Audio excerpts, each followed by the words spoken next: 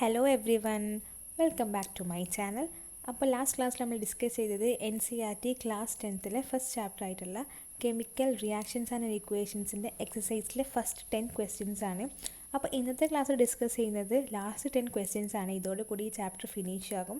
വേറൊരു ചാപ്റ്റർ നമ്മൾ അപ്ലോഡ് ചെയ്യുന്നതാണ്. അപ്പോൾ moving on to the 11th question, that is why decomposition reaction called opposite of combination reaction and write the equation for decomposition reaction. Okay, അപ്പോൾ question എന്താണെന്ന് വെച്ചാൽ എന്തുകൊണ്ടാണ് decomposition റിയാക്ഷന് opposite of combination reaction, അതായത് decomposition reaction is called opposite of combination reaction എന്ന് പറയാൻ കാരണം എന്നാണ്.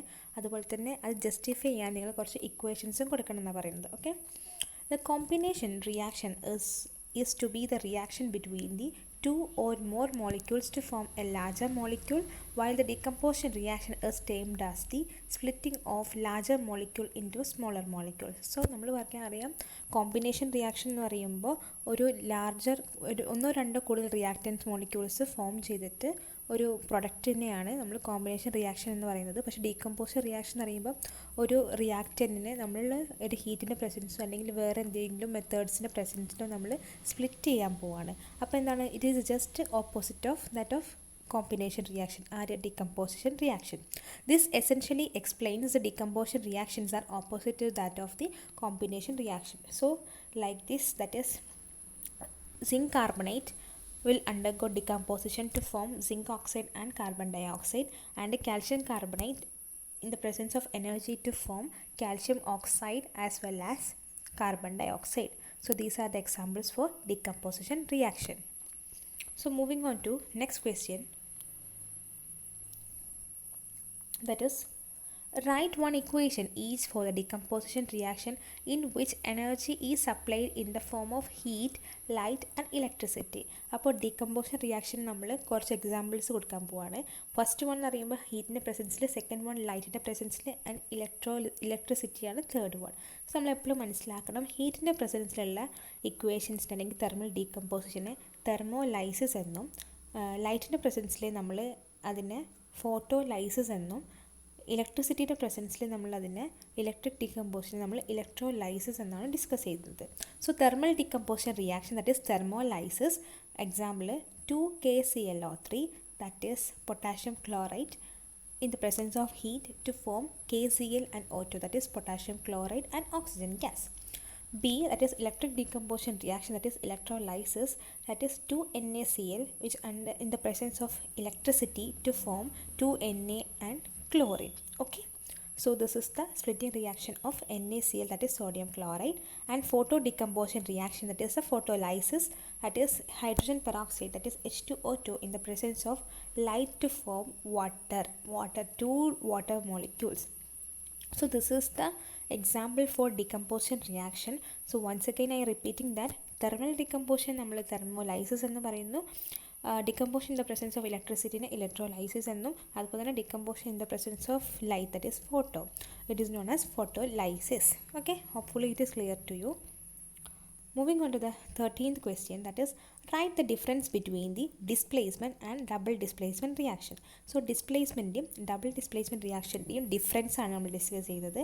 Solution: displacement reaction in which a more reactive metal displaces a less reactive metal is from its salt solution, whereas double displacement reaction in which there is a mutual exchange of ions happens between the two compounds. So in a displacement reaction, ഒരു more sensitive അല്ലെങ്കിൽ more reactive metal ഒരു less reactive metal displace ചെയ്തിട്ടുള്ളതാണ് displacement reaction എന്ന് പറയുന്നത്. പക്ഷേ double displacement റിയാക്ഷനകത്ത് രണ്ട് compounds തമ്മിൽ അവരുടെ അയോൺസ്, 2 types of അയോൺസിനെ എക്സ്ചേഞ്ച് ചെയ്യാണ്. Such reactions are called, there is a mutual exchange taking place is known as double displacement reaction. Okay, displacement reaction example ആണ് magnesium in the presence of HCl, that is hydrochloric acid to form magnesium chloride and evolution of hydrogen gas. So double displacement reaction example ആണ് 2KBr, that is potassium bromide in the presence of barium iodide to form potassium iodide and barium bromide. This is an example for double displacement reaction. Hopefully it is clear to you. So നമുക്ക് അടുത്ത ക്വസ്റ്റ്യനിലേക്ക് പോകാം, that is question number 14.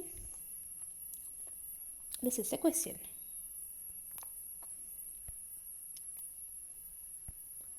So this is the question 14. In the refining of silver, the recovery of silver from silver nitrate solution involves the displacement reaction by copper metal. Write down the reaction involved. So silver നമ്മൾ refine ചെയ്തെടുക്കുമ്പോൾ recovery എന്ന് പറയുന്നത് silver nitrate solution എന്നാണ്.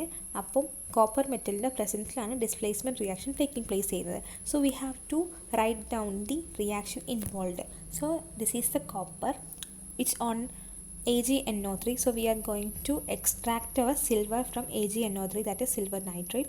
അപ്പോൾ കോപ്പറും AgNO3 കൂടെ react ചെയ്തിട്ട് copper nitrate form ചെയ്യും and balance ആയിട്ട് വേറെ ഡിസ്പ്ലേസ് ചെയ്തിട്ട് Ag ആണ് ഫോം ചെയ്യുന്നത്, ദാറ്റ് ഈസ് സിൽവർ ആണ്. This is the way in which refining of silver taking place. This equation is very important for every one. So copper on reaction with AgNO3, that is silver nitrate, to form copper nitrate and Ag. Moving on to the next question, what is precipitation reaction? Explain with suitable example. So നമ്മൾ precipitation reaction ആണ് discuss ചെയ്യുന്നത്. അപ്പോൾ നമ്മൾ already precipitation reaction theory പാർട്ടിൽ discuss ചെയ്തതാണ്. അപ്പോൾ theory part കാണാത്തവരുണ്ടെങ്കിൽ description ബോക്സിൽ ലിങ്ക് കൊടുത്തിട്ടുണ്ട്, എന്തായാലും കാണണം. സോ precipitation reaction നമ്മളവിടെ പറയുന്നതെന്ന് വെച്ചാൽ PbIയുടെ ഫോർമേഷൻ, അതായത് ലെഡ് അയഡൈഡിൻ്റെ ഫോർമേഷനിലാണ് പറയുന്നത്. So we have to explain with this an example.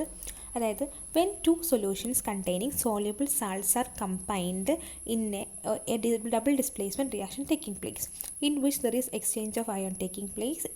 So when one of such compound is formed in a solid form, then it settles down at the bottom of the container.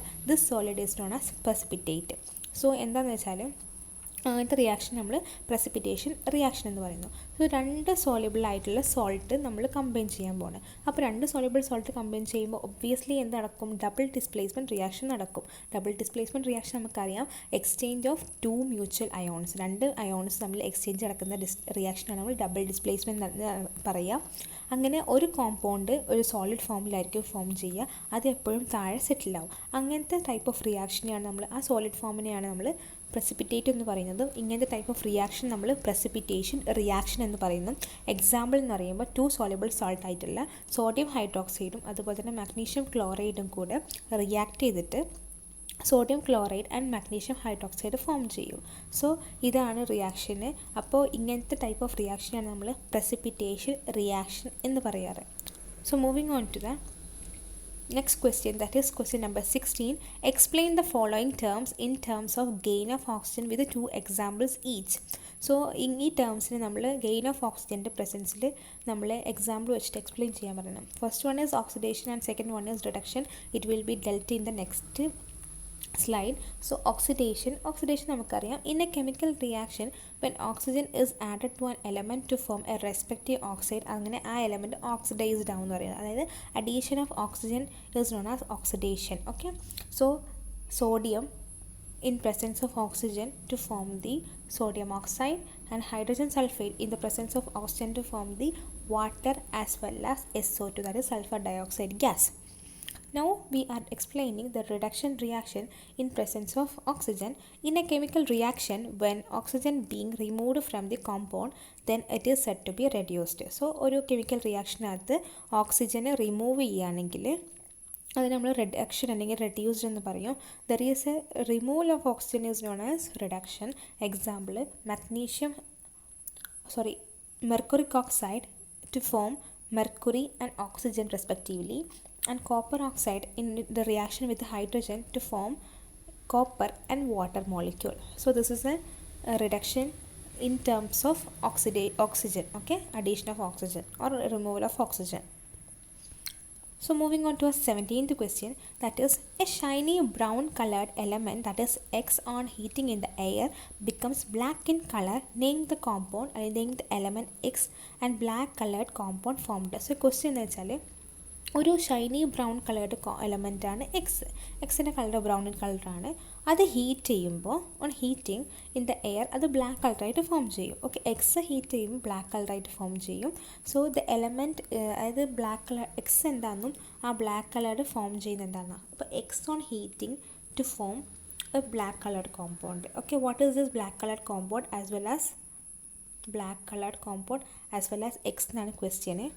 So copper in presence of oxygen to form copper oxide. So copper is the brown color metal as well as that is shiny brown in color, and copper oxide which is the black in color. Okay, hopefully you got it. So moving on to the next question, that is, why do we apply paint on iron particles? So what is the reason for application of paint on iron particles? Explain ചെയ്യാൻ പറയാണ്.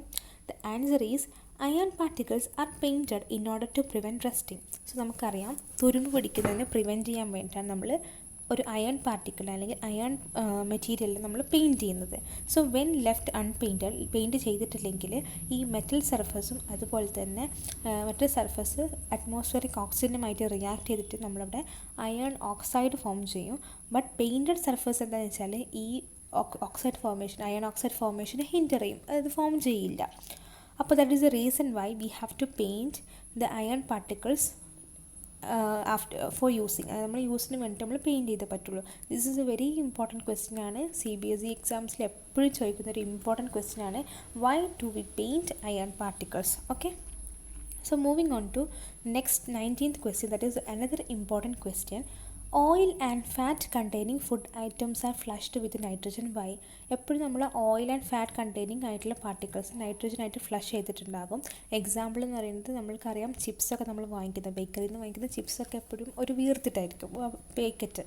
എന്താണെന്ന് വെച്ചാൽ the main purpose of flushing of nitrogen in oil and fat containing food is to prevent the rancidity which occurs when oil and fat reacts with oxygen, letting out an unpleasant smell and taste. So main function എന്ന് വെച്ചാൽ flushing of നൈട്രജന് കാരണം എന്ന് വെച്ചാൽ ഈ food particles rancidity prevent ചെയ്യാൻ വേണ്ട. Rancidity നമ്മൾ പറഞ്ഞു ഒരു കാറിയ ചൊവ്വ അല്ലെങ്കിൽ കാറിയ ഒരു സ്മെല്ല്, അതിനാണ് റാൻസിഡിറ്റി എന്ന് പറയാം.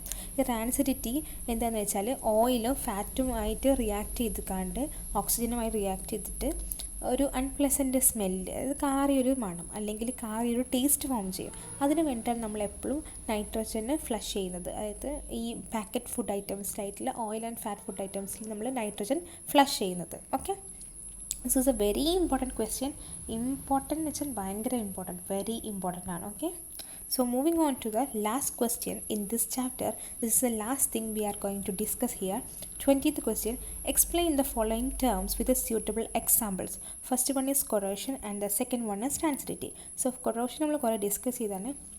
Corrosion is a process where a refined metal is oxidized by atmospheric oxygen to form a stable compound during oxidation. Okay, corrosion എന്ന് വെച്ചാൽ ഒരു റിഫൈൻഡ് ആയിട്ടുള്ള മെറ്റൽ അറ്റ്മോസ്ഫിയറിക് ഓക്സിജനായിട്ട് റിയാക്ട് ചെയ്തിക്കാണ്ട് ഒരു സ്റ്റേബിൾ കോമ്പൗണ്ട് ഫോം ചെയ്യുന്നതിനാണ് corrosion എന്ന് പറയുന്നത്. ദ മെറ്റൽ ഗ്രാജുവലി അതിനുശേഷം metal degrade ആകും.